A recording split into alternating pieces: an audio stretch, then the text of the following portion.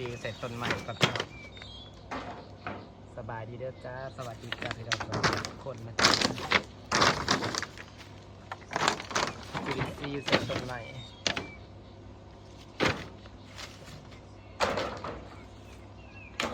ว่าต้นมะฮุ่งต้นมะม่วงมันกำลังเริ่มออกดอกใหม่แล้วว้าวเรื่องก็จะเริ่มออกดอกใหม่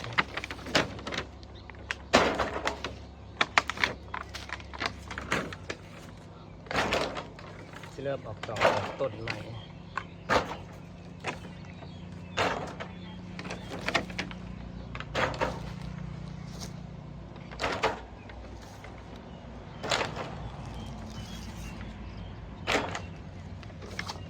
สีสวยเลยมาอื่นก็เห็ดไหมจ้าใส่แล้วเราก็เห็ดไหม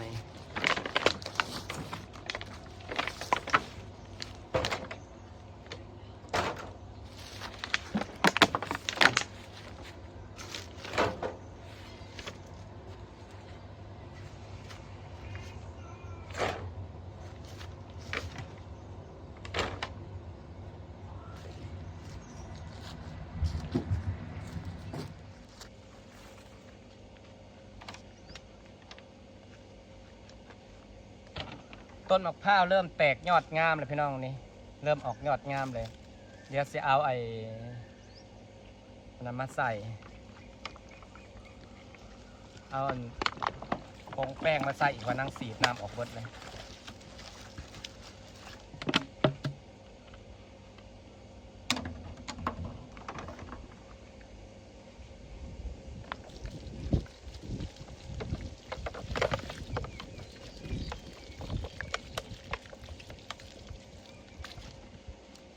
จุลินทรีย์ลงไปพี่น้องแต่จุลินทรีย์ในพวกต้นหมากของหมากไม้นี่หมากม่วงในแห้งหมากม่วงในซีดใส่ลงไปปุ๊บออกดอกโลดใส่อาทิตย์1-2 อาทิตย์เริ่มออกดอกใหม่โลดพี่น้องเดี๋ยวจะให้เบิ่ง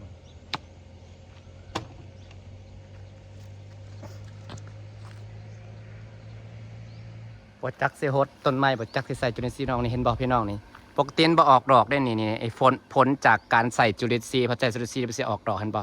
มันจะออกดอกน้ำยอดมันสิเป็นดอกมองที่ว่าเป็นดอกเลยอ่ะมันสิเป็นแบบนั้นว่ามันบ่แม่นย่ามมันเห็นนะมันก็จะออกดอกมาน้ำใบแบบนี้แต่ว่าหมากสิติดบ่ติดนะถ้าเบิ่งเอาเด้อพี่น้องเห็นบ่มันจะออกดอกมาน้ำใบแบบนี้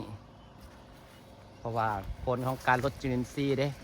มันก็จะออกดอกพิษฤดูหั่นนะนางก็ใส่เบิ่งนี่เป็นสูตรต้นเด้พี่น้องเดี๋ยวใส่เบิ่งจุลินทรีย์ไปหดน้ำปลาเพิ่นไหลหยอกกันเสียอยู่พี่น้องปลาน้อยก็หลายเลยน่าจะเป็นลูกปลานิลบ่แน่ใจว่าลูกปลาอย่างน่าจะลูกปลานิลแหละลอยไวๆเด็ดๆนะ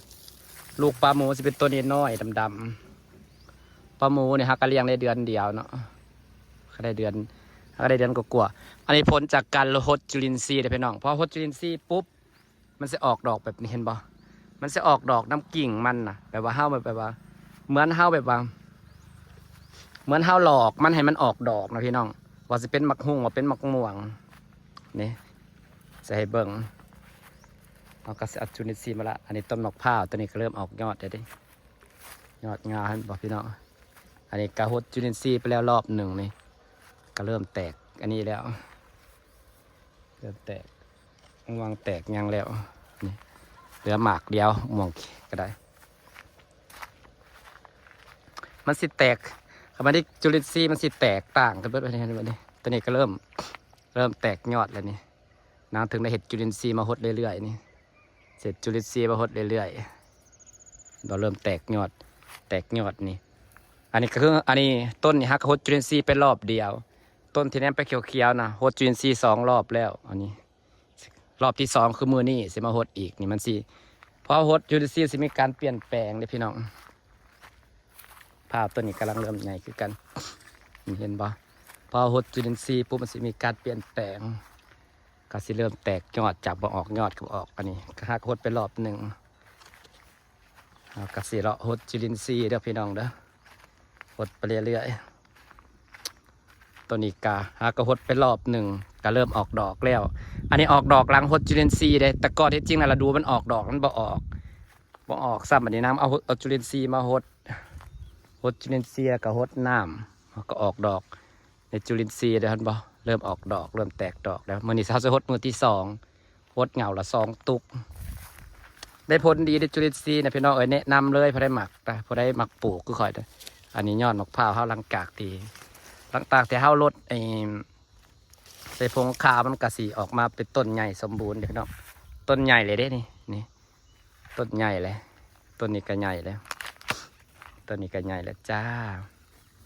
เดี๋ยวนักสิไปเลาะหดจุลินทรีย์ให้มันถั่วต้นใหม่นะก็ได้พี่น้องเล็กให้มันใหญ่เก็บขวดจุลินทรีย์เก็บขวดเปล่ามา3 ถุงดำแล้วมืออื่นสิเห็ดกันบอกมืออื่นมาเห็ดมืออื่นมาจากเห็ดซ่อมน้ำตกเนาะโอ้ยหลายอย่างเวียกก็ได้แต่จุลินทรีย์นี่ดีเลยพี่น้องเอ้ยเขาหดปุ๊บนี่มันสิให้แบบว่าให้เห็ดให้หมักม่วงเขาออกยอดออกยังแบบว่าออกดอกแล้วเห็ดให้ต้นไม้เขาเติบโตไวเห็นดิพี่น้องพอจุลินทรีย์มันจะไป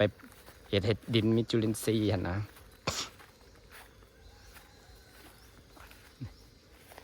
หดน้ำไปน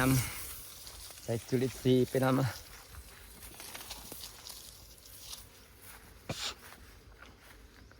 นี่จุลินทรีย์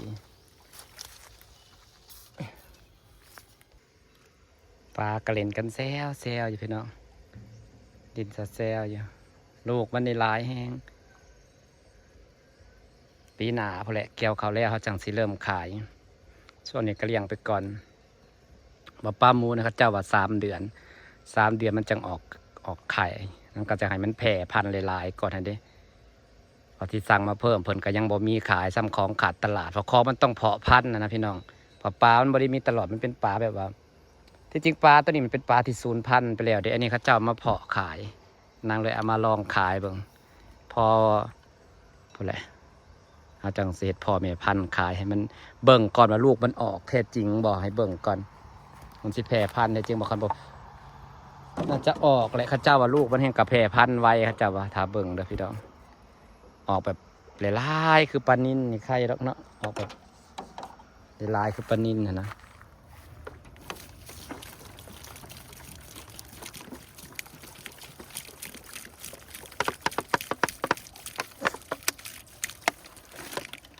นี่แหละพี่น้องจุลินทรีย์สังเคราะห์แสงที่ต้นไม้เขาใหญ่ไรกระดองหดรอบ1 รอบ 2มันก็สิเริ่มเป็นเป็นแบบว่าเป็นยอดดิ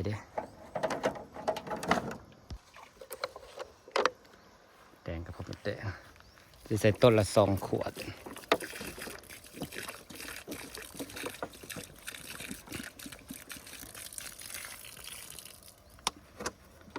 ต้นละ2 ขวดจ้าต้นกระใส่